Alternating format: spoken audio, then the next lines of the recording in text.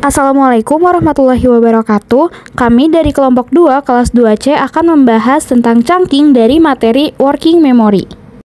Kalian pernah nggak sih nyoba buat inget nomor atau angka yang panjang, tapi di otak langsung ngeblank? Tapi pas dibagi jadi potongan-potongan kecil atau pengelompokan, tiba-tiba jadi gampang banget nih buat dihafal.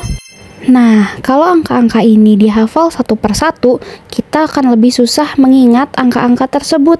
Tapi, kalau misalnya kita membagi menjadi potongan-potongan kecil atau pengelompokan seperti 1988, 2521, 3435, kok jadi mudah ya untuk menghafalnya?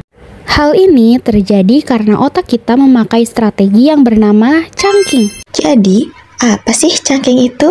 Chunking adalah unit memori yang terdiri dari beberapa komponen yang berhubungan satu dengan yang lainnya, atau bisa disebut juga dengan pengelompokan item. Menurut George Miller atau Magical Number 7, manusia itu dapat mengingat 7 sampai kurang lebih 2 item dalam working memory. Tapi dengan metode chunking bisa lebih banyak loh. Working memory itu punya kapasitas yang terbatas, tapi chunking bisa memperluas kapasitas itu. Nah, selanjutnya coba kita simak angka di bawah ini.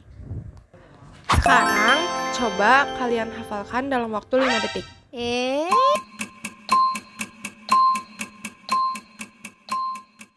Pasti sulit banget kan kalau kita ngafalin tanpa ada taktik atau strategi, karena seperti sudah dijelaskan, kalau working memory kita itu punya kapasitas yang terbatas. Makanya metode chunking ini sangat tepat buat kita menghafal sesuatu untuk dikelompokkan menjadi beberapa bagian agar kita mudah mengingatnya.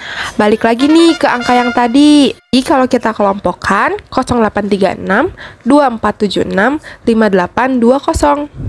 Jadi kamu hanya perlu ingat 3 potongan dari 12 angka tersebut.